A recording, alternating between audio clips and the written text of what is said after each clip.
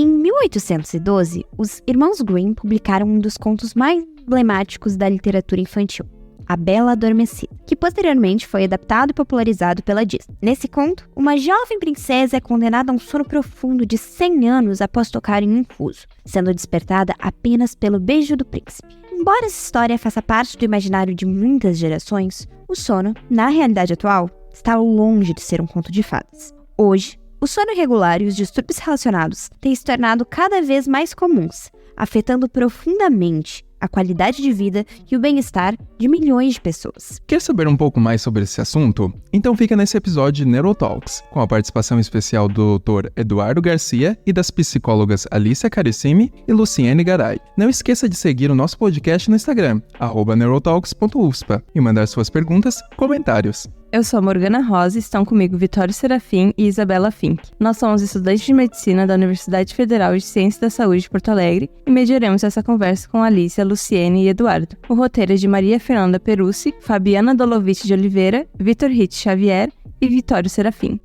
Nosso primeiro convidado, Eduardo Garcia, é médico formado pela PUC-RS, com residência em pneumologia pela UFSPA e doutorado em medicina em pneumologia pela Universidade Federal do Rio Grande do Sul. Hoje, atua como pneumologista na Irmandade da Santa Casa de Misericórdia de Porto Alegre, é coordenador médico do ambulatório de pneumologia do Pavilhão Pereira Filho, professor associado de medicina na UFSPA e coordenador do ambulatório de distúrbios respiratórios do sono da Santa Casa. Nossa segunda convidada, Alicia Carissimi, é psicóloga formada pela Universidade Luterana do Brasil, com mestrado em medicina, ciências médicas e doutorado em psiquiatria e ciências do comportamento pela Universidade Federal do Rio Grande do Sul. Ela também possui especialização em psicoterapia cognitivo-comportamental. É psicóloga do sono, certificada pela Associação Brasileira de Sono e pela Sociedade Brasileira de Psicologia, sendo representante do Conselho de Psicologia da ABS. É sócia fundadora da Cronosul Clínica de Psicologia do Sono, Psicoterapia e Neuropsicologia, onde atua como psicóloga clínica e do sono. Por fim, nossa última convidada, Luciene Garay, é psicóloga formada pela PUC-RS, com mestrado em Psiquiatria e Ciências do Comportamento pela URGS. Ela é especialista em Neuropsicologia e certificada em Psicologia do Sono pela Associação Brasileira de Sono e pela Sociedade Brasileira de Psicologia. Ela também é sócia fundadora da Cronosul Clínica de Psicologia do Sono,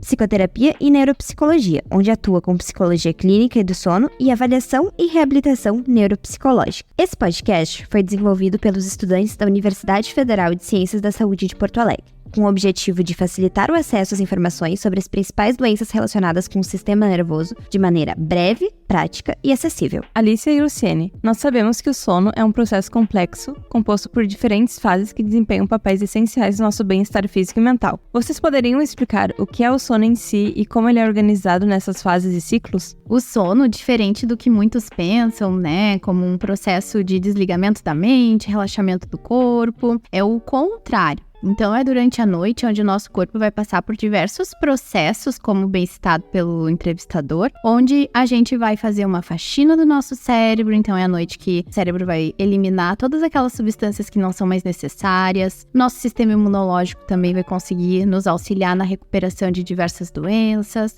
As nossas memórias vão ser bem armazenadas em lugares onde vão se transformar em memórias de longo prazo e não somente de curto prazo. Ele também age no sistema metabólico. Então, são diversas questões que acontecem na nossa mente, no nosso corpo, enquanto a gente está dormindo. Ele é essencial para a gente conseguir se recuperar e ter uma vigília com maior disposição. A vigília seria, o nosso dia. Então, para a gente ter disposição no trabalho, para a gente ter uma certa regulação no humor, conseguir focar a nossa atenção, a gente vai precisar desse sono reparador. Então, coloco aqui de novo, o sono não é um processo passivo, o sono é um processo muito ativo e essencial para a gente ter uma saúde de qualidade. Complementando aqui, o sono, ele ocorre em ciclos. Então, durante todos esses ciclos, ocorrem esses processos que a Luciene acabou de explicar para vocês. E a gente tem ciclos de 90 a 110 minutos, mais ou menos, passando por alguns estágios. E esses estágios de sono, cada estágio vai ter uma função. Inicialmente, a gente passa de uma transição dessa vigília para o sono, então fazendo um sono mais leve, começando a iniciar esse sono. E esse é um estágio que vai durar menos tempo, depois a gente vai tendo profundidade no nosso sono. Então, o nosso sono vai passando por mais 2 estágios, onde o sono profundo acontece, né, que é o estágio N3. Nesse estágio, a gente vai ter uma fase mais reparadora. Então, vai ser crucial para a nossa recuperação física, o fortalecimento do sistema imunológico, que a Luciene acabou de comentar. E também a gente vai ter um estágio, que é o sono REM, né, chamado de sono REM, onde ele vai ser responsável aí pelos sonhos, né, onde a gente sonha, e também vai ser um estágio responsável pela consolidação da nossa memória e a regulação das nossas emoções. Por isso que vai ser importante a gente ter um sono de qualidade e passar por todos esses estágios para ter uma boa saúde física e mental. Então vejam que o sono ele é um processo muito ativo, né? E a gente precisa prestar atenção então na qualidade desse sono. E ao longo da noite a gente vai fazendo então esses ciclos. E uma noite normalmente de 4 a 6 ciclos. Complementando o que a Alicia trouxe aqui, a gente chama todos esses processos de sono REM, sono não REM, como a arquitetura do nosso sono. E tem algumas coisas que a gente faz durante o dia, algumas substâncias que a gente ingere e que podem alterar toda essa estrutura que a Alicia citou aqui para vocês. Então é importante a gente ter alguns cuidados, manter alguns hábitos que a gente vai citar posteriormente, para a gente conseguir fazer esses ciclos da melhor forma possível. Sabemos que o sono é único para cada pessoa, com hábitos e padrões que variam entre indivíduos.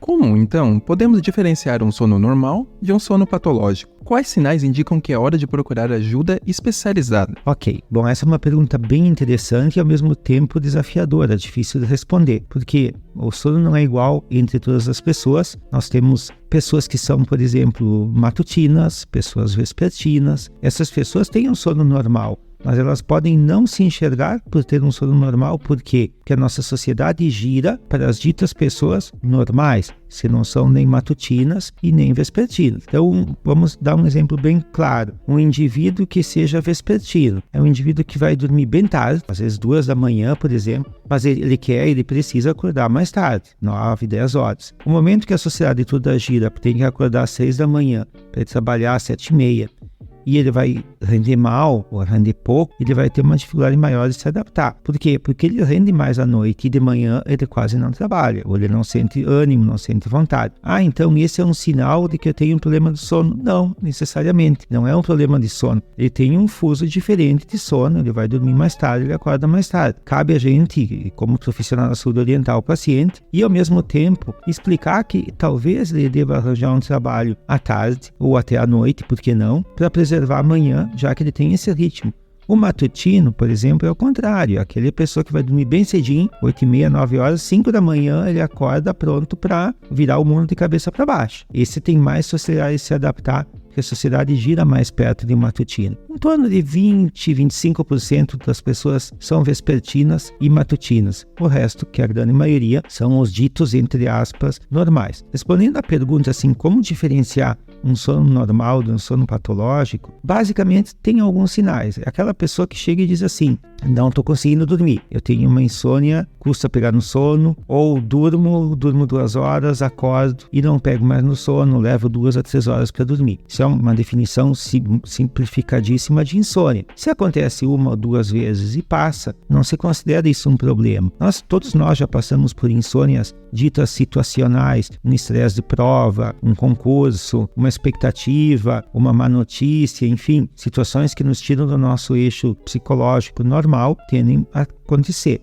No entanto, aquele indivíduo que tem isso mais do que 3 vezes por semana, por pelo menos 3 meses seguidos, nós temos insônia. Então é uma maneira de entender, uma insônia de início, uma insônia de manutenção. A insônia, por sua vez, entrando um pouquinho nisso, tem muito a ver com depressão, com ansiedade, com problemas, vamos usar um termo mais genérico, psiquiátricos. Então andam muito para e passo ansiedade e insônia. Às vezes, nós temos que trabalhar a ansiedade para resolver a insônia. Dificilmente a gente resolve a insônia e a ansiedade tratando somente a insônia. O inverso frequentemente é válido. Então, colocar essas questões é o que acontece à noite. Nós temos várias situações de sono patológico. Pegando um outro ponto, que dentro do nosso hospital, funcionários que trabalham noite sim, noite não, lá pelas tantas migram de turno e passam a trabalhar de dia, vão ter dificuldade, porque eles estão condicionados a dormir uma noite e na outra dormir de dia. Isso quebra o ciclo vigília que a gente está acostumado a ter. E quando eles tentam se readaptar, eles têm uma dificuldade. E as dificuldades não param por aí. Um exemplo bem comum do dia a dia de todos nós, isso é ao mesmo tempo uma crítica, é o uso das lâmpadas de LED, das telas de celular, de note, de pads, de TVs, em que o comprimento de onda dessa iluminação é muito semelhante à luz solar. E a luz solar, para o nosso cérebro, indica despertar, acordar. Então a gente está criando maneiras artificiais de prolongar o nosso período de vigília, de atrapalhar o nosso período de sono. É muito comum, principalmente entre jovens e, curiosamente, entre crianças que já aprendam a ir dormir 3 da manhã. A escola começa às 7h30, 8 horas. Aí elas vão ser privações de sono. Nós acabamos, então, criando uma situação,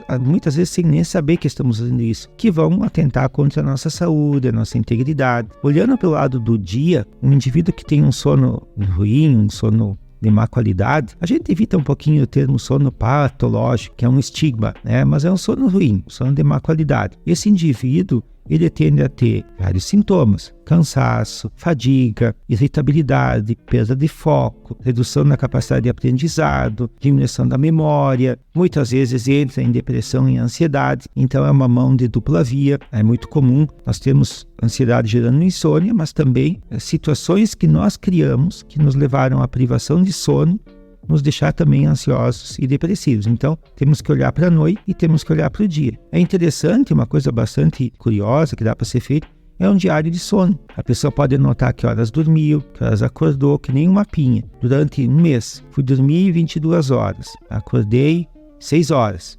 Tive 2 despertares. Despertei porque tinha barulho. Eu despertei que tinha que fazer xixi. E hoje a gente tem que levar em conta a questão do envelhecimento populacional. As pessoas estão vivendo mais e à medida que a gente vive mais, o idoso dorme menos horas. Só que na cabeça dele, em geral, ele quer dormir 8, 9 horas, porque ele está aposentado, ele tem mais tempo para dormir, só que não tem sono. Aí começa a usar medicamento para dormir. Está errado, numa primeira instância. Então o diário do sono é interessante por isso. Nós temos centros urbanos muito barulhentos, que às vezes não param 24 horas, tem luz, tem ruído, e isso acaba gerando também uma piora na qualidade do sono. Pegamos cidades maiores como São Paulo, por exemplo, que não dorme nunca, a qualidade do sono lá provavelmente vai ser pior. O sono é essencial para o nosso bem-estar, mas muitas vezes é afetado por diversos fatores que podem comprometer a sua qualidade. Quais são os principais fatores do dia a dia e problemas de saúde que podem atrapalhar o nosso sono? Quem nunca ficou preocupado foi para a cama, pensando no dia, nos problemas. Então esse é o primeiro ponto, né? As preocupações e aquele pensamento mais acelerado, pensamento no trabalho, tá muito conectado com o dia. Então o estresse, a ansiedade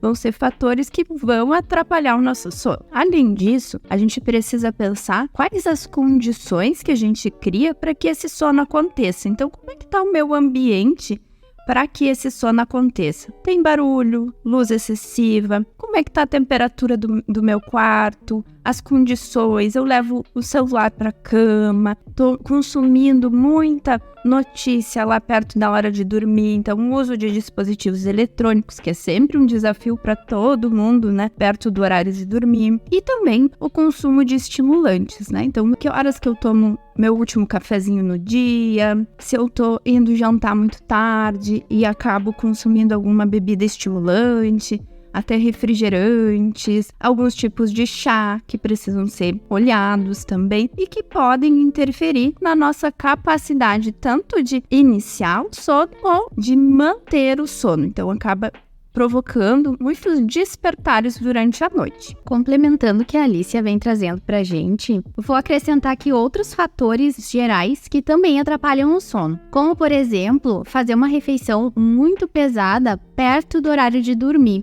Então é recomendado fazer lanches que sejam mais leves, que não sejam tão próximos assim ao horário de dormir. Outro fator que interfere bastante é a irregularidade dos horários de dormir e acordar. Então vou dar um exemplo aqui. De segunda a sexta, vamos supor que eu acorde sempre às 6 da manhã. E aí chega no final de semana, eu quero compensar esse sono. E aí eu vou acordar meio-dia. Para o nosso reloginho biológico, essas informações são confusas e ele não consegue funcionar de uma maneira adequada. Então, o ideal é que a gente consiga manter uma regularidade nos horários de dormir e acordar. Procurar aquele horário ideal para o nosso organismo. Então, hoje em dia, a gente vê muitos influencers nas redes sociais falando da importância, estimulando que todo mundo acorde às 5 da manhã para ir na academia, para ler determinados livros, para resolver a vida antes das 7 da manhã. Mas cada um tem o funcionamento, tem o reloginho biológico, né, que é determinado pela nossa genética. Então, não é a gente que escolhe. Podem ter pessoas que vão se sentir bem acordando às 5 da manhã, que são aquelas pessoas denominadas matutinas extremas, mas podem ter aquelas pessoas que vão ser as vespertinas. Então, nem sempre essas pessoas, quer dizer, nunca essas pessoas vão acordar às 5 da manhã se sentindo bem e revigorado. O funcionamento delas, o maior período de disposição vai ser mais tarde. Então, é importante a gente respeitar o nosso relógio biológico e manter esse padrão nos horários de dormir e acordar, utilizando ali, então, o despertador como um equipamento auxiliar. Um outro ponto é a prática de exercícios físicos. Então, é importante que a gente pratique exercícios físicos, obviamente, mas não muito próximo ao horário de dormir, em função de toda a enxurrada, né, lá dos neurotransmissores, hormonais, enfim, que acaba deixando o nosso corpo muito excitado, muito ligado, muito enérgico, e isso não vai favorecer o nosso sono. E, por último, trago ali a questão, então, do consumo de álcool. Como citei anteriormente, o uso de álcool muda toda a estrutura, toda a arquitetura do nosso sono. Então, inicialmente, pode parecer que ele dá aquele soninho, aquela bobeira, porque de certa forma ele nos relaxa. Entretanto, os despertares durante a noite para ir ao banheiro esvaziar a bexiga ou a qualidade desse sono vão ficar prejudicadas. Então, é mais um ponto que a gente tem que cuidar aí, que atrapalha o sono. Além, é claro, das questões de saúde, como os distúrbios do sono, a insônia, a apneia, pernas inquietas, narcolepsia, as questões mentais também, de ansiedade, depressão, transtorno do estresse pós-traumático. Tem pessoas também que sofrem com dor crônica, condições pulmonares e cardíacas, distúrbios gastrointestinais, problemas endocrinológicos. Então, tudo isso deve ser levado em consideração quando a gente pensa na qualidade do nosso sono. Por isso que, frente a qualquer alteração, qualquer dificuldade, é importante procurar um profissional especialista no assunto para poder ajudar. É importante reconhecer que a qualidade do sono ou a falta dela pode gerar consequências significativas para a saúde. Na sua prática, quais são as consequências gerais e neurológicas mais comuns que você observa em pessoas com distúrbios do sono? Como essas condições podem impactar a vida diária dos pacientes? Ok, essa é uma pergunta bem complexa e bem extensa. Eu vou tentar ser sucinto, porque no momento que a gente tem privação de sono, redução das horas necessárias de sono, as consequências vêm, às vezes, no mesmo dia seguinte ou ao longo, médio e longo prazo. Um exemplo bem comum: a primeira causa de acidentes de automóvel é, tirando a imprudência, o álcool, que é número 1, é sonolência no volante.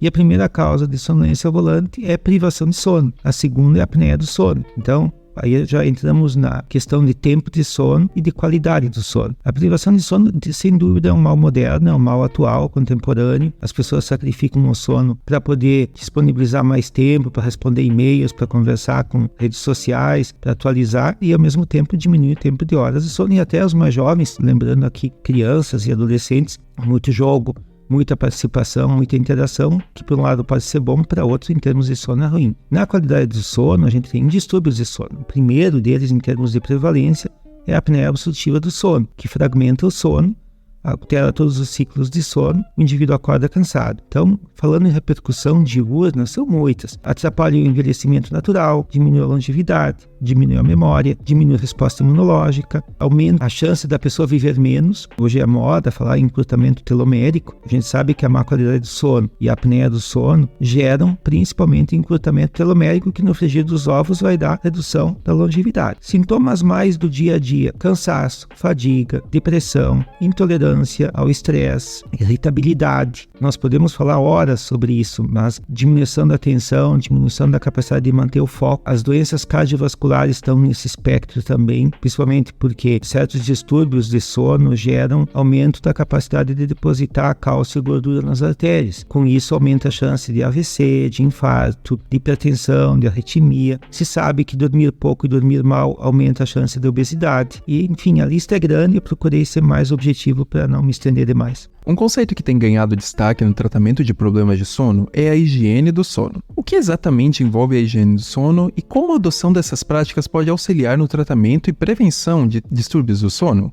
Tem um primeiro ponto a destacar aqui, que higiene do sono, como uma estratégia isolada, ela não vai ser indicada como um tratamento de distúrbios do sono. E aqui trago um exemplo para vocês. Ao tratarmos a insônia, por exemplo, quando a gente usa, dentro da prática psicológica, a terapia cognitivo-comportamental para insônia, a gente vai utilizar vários componentes além da higiene do sono, como algumas práticas dentro da psicologia são chamadas de controle de estímulos, algumas práticas mais voltadas a mudanças de pensamento, relaxamento, meditação. Então, o que eu quero dizer para vocês? Que a higiene do sono, ela entra como um componente no tratamento, mas quando a gente só faz a higiene do sono, a gente não tem o mesmo resultado. A gente pode ter uma falha nesse tratamento. E aí eu vou deixar com a Luciene aqui para que ela explique o que é então a higiene do sono e como a gente pode colocar em prática todos esses hábitos. Pessoal,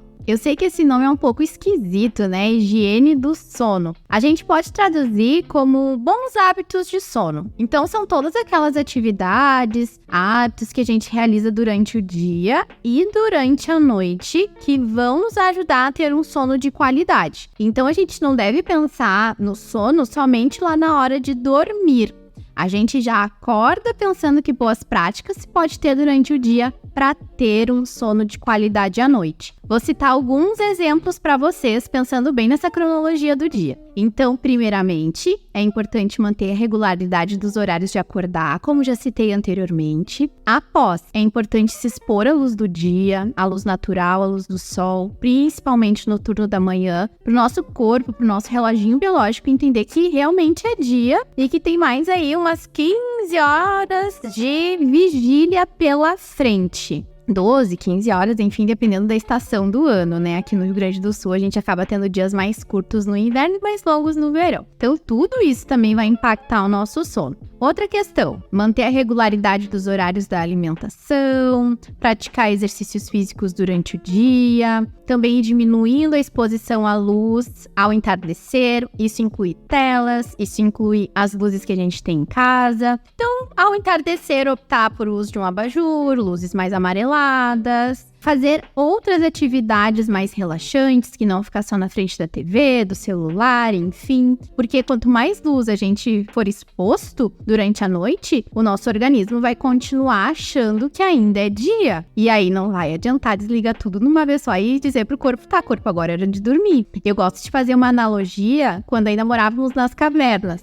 O que nos guiava naquela época, e ainda hoje também, é a luz solar. Então, quando nascia o sol, a tribo entendia. É hora de colher, de caçar, de organizar a tribo, enfim, distrair as crianças, enfim, né? Todas aquelas atividades lá da aldeia, vamos supor. E ao entardecer, com o pôr do sol, eles procuravam se acomodar para dormir, acender uma fogueira, procurar um lugar seguro, enfim. Então, todo o reloginho biológico, toda a rotina era guiada pelo sol. E a gente continua tendo esse mesmo funcionamento. Milhares de anos se passaram e a gente continua igual. Só que o que aconteceu? Veio a luz. No século passado, Thomas Edison, então, criou aí a luz. E agora a gente pode ter luz disponível 24 horas por dia. Só que a gente tem que ter muito cuidado quanto a gente vai consumir, o quanto a gente vai ficar exposto. Por isso que é tão importante diminuir a exposição à iluminação ao entardecer, durante a noite, né? Para o nosso corpo realmente entender que é hora de dormir. E aí, bom, então tá, Lu, né? Entendi isso, deixei de lado aqui meu celular, vou deitar.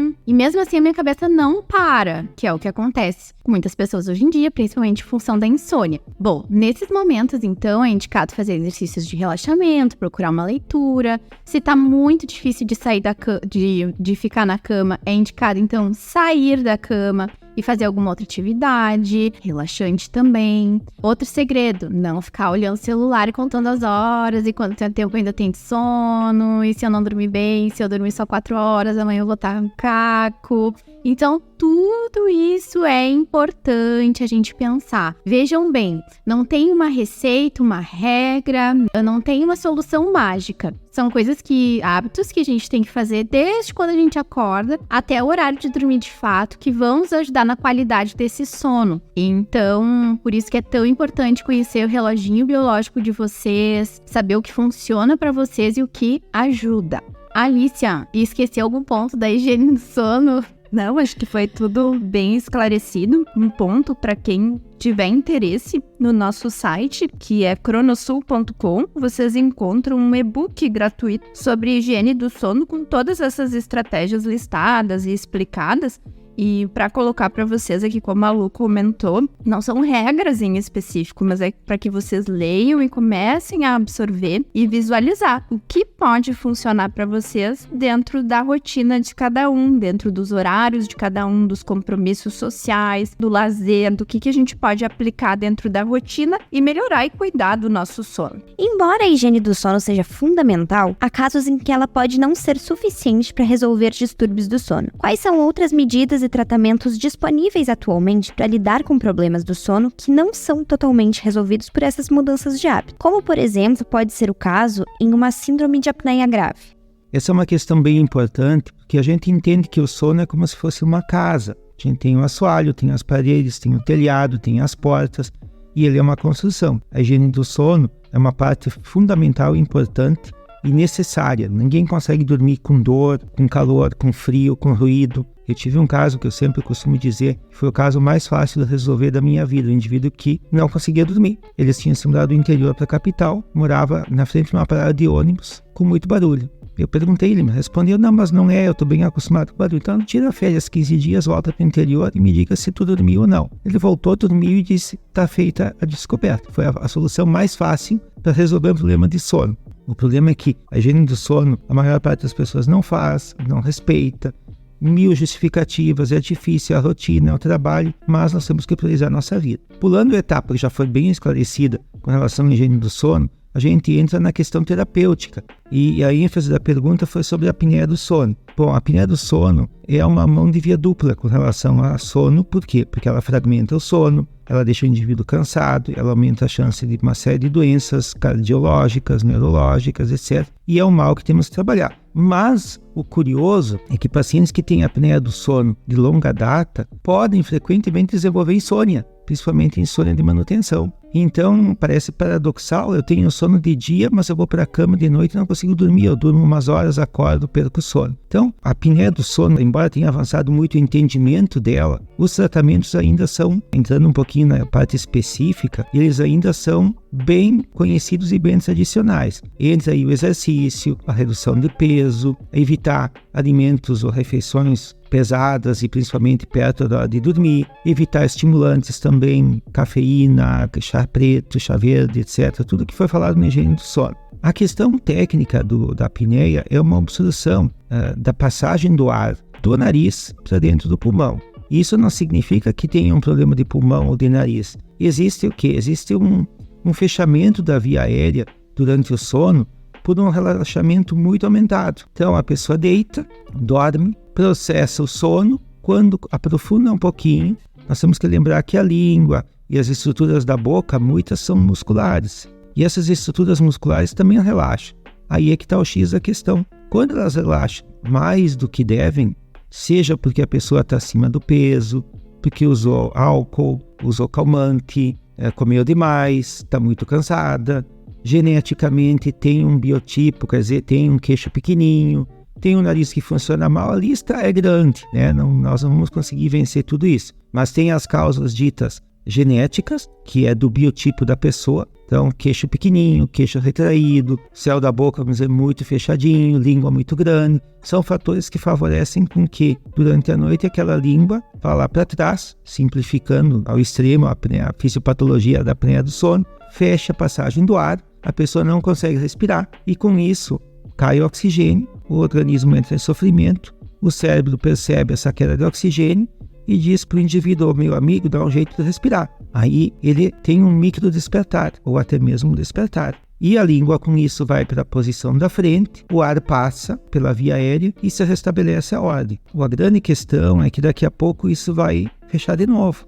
E é tanto mais grave quanto mais frequente, mais duradoura, com mais queda de oxigênio. Como é que a gente resolve um problema mecânico? Soluções mecânicas. E aí eu vou pincelar algumas coisas. A redução de peso é importante, fundamental para quem estiver acima do peso. Evitar, então, relaxantes musculares perto da hora de dormir. Isso inclui calmantes, relaxantes para dor muscular, certos medicamentos analgésicos que relaxam também. É importante consultar daí o profissional que está cuidando para ajustar isso. E existe a possibilidade de usar cirurgia de correção das malformações, das alterações craniofaciais, aumentar o queixo. A proposta cirúrgica é bem vasta e não cabe a gente também entrar muito nesse detalhe.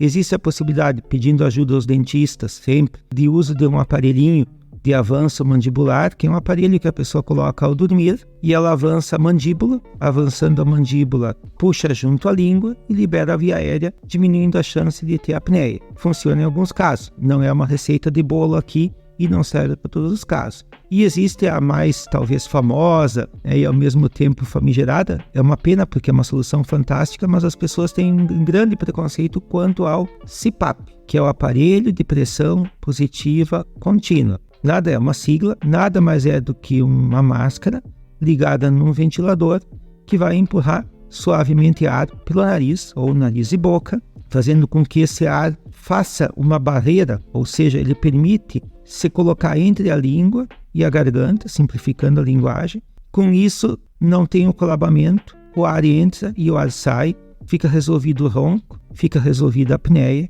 e fica resolvida a queda de oxigênio e a fragmentação do sono. Claro que tem muitos pacientes que não aceitam, que têm dificuldade, que são fóbicos, aí entra o lado todo psicológico, existe a questão da adaptação, mas em linhas muito gerais, nós podemos falar então do aparelho intraoral, da higiene do sono, do emagrecimento, do cuidado com as medicações, certos alimentos perto de dormir e com o uso do CPAP. Existe ainda a possibilidade, em alguns casos, de fonoterapia, com auxílio de fonoaudiólogas, para treinar a musculatura, fortalecer a musculatura, em alguns casos de apneia do sono também bastante efetivos. E assim, chegamos ao final do episódio. Eduardo, Alicia e Luciene, agradecemos por terem aceitado o nosso convite para participar do podcast e ajudado nessa troca de conhecimentos. Foi uma ótima conversa e um momento de muito aprendizado.